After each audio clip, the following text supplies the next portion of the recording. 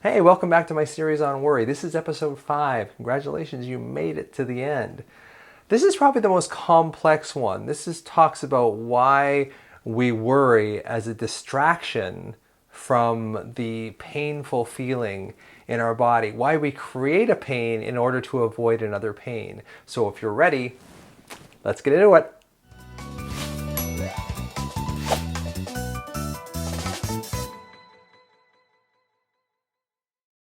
Hi, and welcome to the Anxiety MD, a channel I created to give you the best tips and strategies to help you overcome anxiety. I'm Dr. Russ Kennedy. I am the Anxiety MD because I'm a medical doctor who struggled with anxiety for a long time. And I want to give you tips and strategies that help you not have to suffer like I did. So this is my 5th episode on worry. Congratulations, you made it to the end. And this is probably the most complex one. So that's why I saved it to the end. So worry is a way that we can avoid feeling in our body. So for many of us who have chronic alarm or chronic anxiety situations, there's a source of alarm in our body. And that alarm is going, well, maybe not 24 hours a day, but it's going a lot. And it's an uncomfortable sensation. Like I said, it's kind of like a fight or flight reaction in the body. And it got created because we had some trauma in our childhood. And that trauma is still there. And the little analogy I like to draw is, say as a child you can handle, for sake of argument, might be silly, 1 cup of trauma. So you put 1 cup of trauma in a child's mind and he seems to be able to, or she seems to be able to handle it. Now, say you pour 2 cups of trauma in that, so not only does a parent get sick or is a parent addicted, but the parents get divorced, or there's some other trauma. Now that's 2 cups of trauma. That's too much trauma for any child to handle. Now again, I can see this as a metaphor, but that extra cup of trauma spills over and gets locked in the body. And it gets locked in the body as alarm. And that alarm keeps going until we actually address it.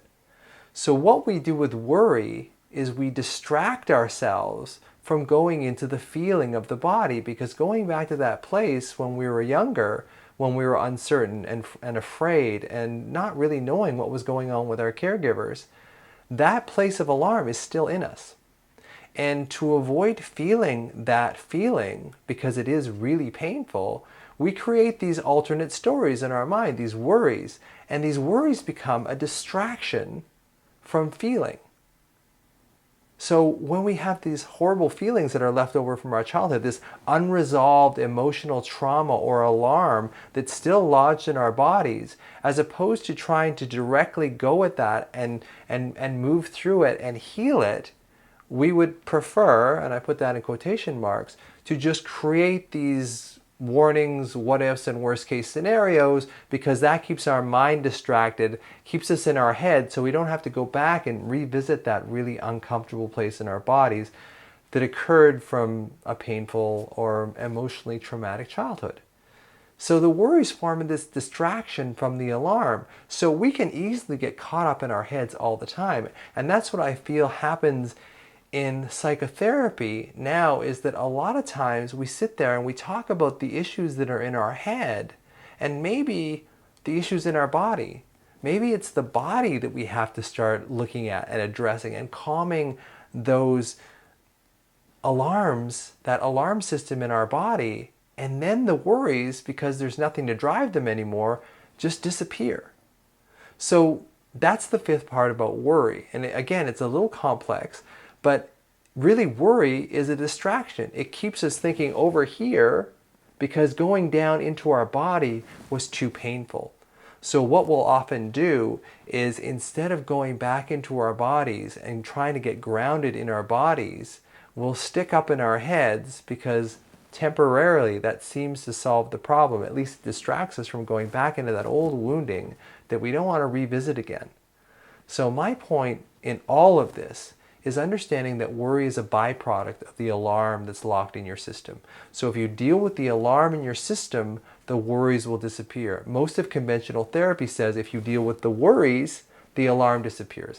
I don't agree with that. I think you really have to do both. You have to do therapy for the mind, and you also have to do something for the body that allows you to ground in that state so you don't have to distract yourself with worry.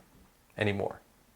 So that's my series on worry. I'm just going to go over a little quick review of what worry is. So number one, worry is an attempt at keeping you safe. And two, worry is always about the future.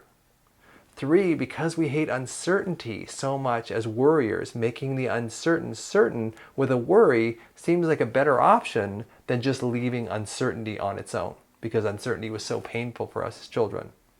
Number four is worry is a way of explaining the alarm that's going on in our system. And number five is worry in that explanation is a distraction from going into the feeling, because the feeling is where the healing is. You have to feel it to heal it. You have to go in and address that alarm in the body, clear that alarm from the body, and then the worries just disappear. So I hope you've enjoyed this series on worry. It is a lot of my own theory because, like I said, I'm a neuroscientist and a medical doctor, and I think about this stuff. I'm a theorist. I come up with these different theories. So this is only my theory of what worry is. I hope it resonates with you. I hope it helps you. And really what it comes down to is getting back into your body. Breathing, feeling, getting your feet flat on the ground, getting some help with this feeling, and perhaps visiting like a somatic experiencing therapist or someone who really deals with body-based trauma. Because I feel that if we keep talking, if we just talk about it, nothing really finishes. I've done talk therapy for 15, 20 years, and it really didn't help me until I really started getting into the body. And that's what I'm really passionate about, is let's clear this stuff out of your body so your mind doesn't have to worry anymore. So again, don't believe everything you think. I hope you got something out of this. Please leave me comments. Please subscribe, follow on Instagram. And until next time, don't believe everything you think. And thanks again for joining me on this series.